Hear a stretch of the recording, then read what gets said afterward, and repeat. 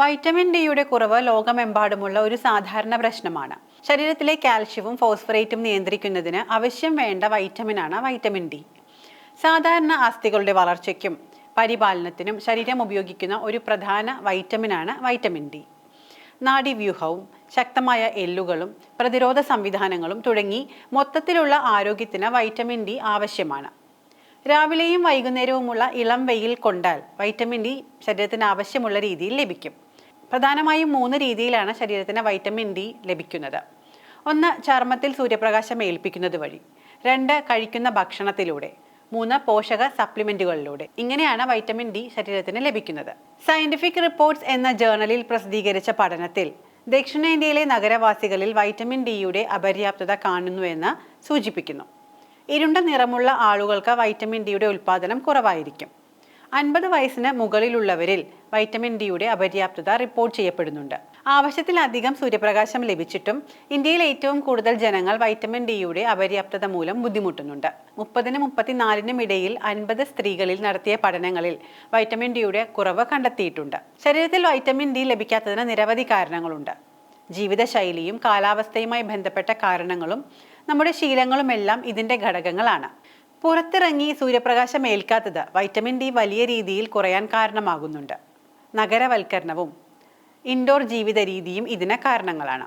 മാത്രമല്ല, പകൽ സമയം കൂടുതൽ നേരവും ചിലവഴിക്കുന്നത് സ്കൂളുകളിലോ ഓഫീസുകളിലോ ഒക്കെയാണ്. ഇതുമൂലവും സൂര്യപ്രകാശം ഏൽക്കാൻ സാധ്യത കുറവാണ്.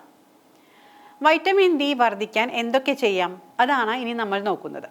സൂര്യപ്രകാശം ലഭിക്കുന്നതിലൂടെ ചർമ്മം ആവശ്യത്തിനുള്ള വൈറ്റമിൻ ഡി ഉൽപ്പാദിപ്പിക്കും. സൂര്യന്റെ അൾട്രാ വയലറ്റ് രശ്മികൾ ചർമ്മത്തിൽ ഏൽക്കുമ്പോൾ വൈറ്റമിൻ ഡി ഉൽപ്പാദിപ്പിക്കപ്പെടുന്നു. ഇരുണ്ട ചർമ്മമുള്ള ആളുകൾക്ക് വൈറ്റമിൻ ഡി ഉൽപ്പാദനം കുറവായിരിക്കും. വൈറ്റമിൻ ഡി അടങ്ങിയ ഭക്ഷണങ്ങൾ പൊതുവെ ഇന്ത്യൻ ഭക്ഷണത്തിൽ ഉൾപ്പെടുത്താറില്ല എന്നതാണ് സത്യം.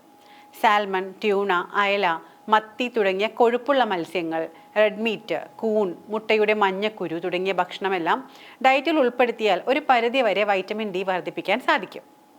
വൈറ്റമിൻ ഡിയുള്ള ഭക്ഷണം കഴിക്കാൻ സാധിക്കാത്ത സാഹചര്യമാണെങ്കിൽ ഡോക്ടറുടെ നിർദ്ദേശപ്രകാരം വൈറ്റമിൻ ഡി ഗുളികകൾ കഴിക്കാവുന്നതാണ്. സൂര്യന്റെ അൾട്രാ വയലറ്റ് രശ്മികൾ ചർമ്മത്തിലേക്ക് എത്തുമ്പോൾ വൈറ്റമിൻ ഡി ഉൽപ്പാദിപ്പിക്കപ്പെടുന്നു.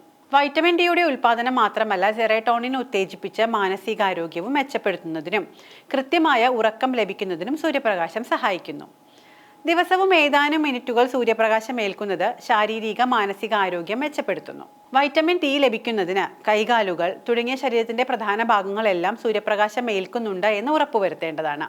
ഈ സമയത്ത് സൺസ്ക്രീൻ ഉപയോഗിക്കാതെ നോക്കേണ്ടതും ആവശ്യമാണ്. സൂര്യപ്രകാശം ഏറ്റതിന് ശേഷം സൺസ്ക്രീനുകൾ ഉപയോഗിക്കാം. വൈറ്റമിൻ ഡി ലഭിക്കുന്നതിന് ഏതെങ്കിലും സമയത്ത് സൂര്യപ്രകാശം ഏൽക്കുന്നതും അപകടം ചെയ്യും.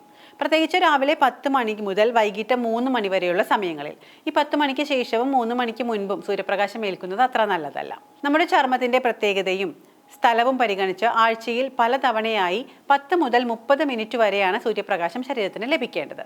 വീണ്ടും ഒന്ന് ഓർമ്മിപ്പിക്കട്ടെ, ഇതെല്ലാം പൊതുവായ കാര്യങ്ങളാണ്. ആവശ്യമെങ്കിൽ ആരോഗ്യ വിദഗ്ധന്റെ സേവനം തേടേണ്ടത് തന്നെയാണ്.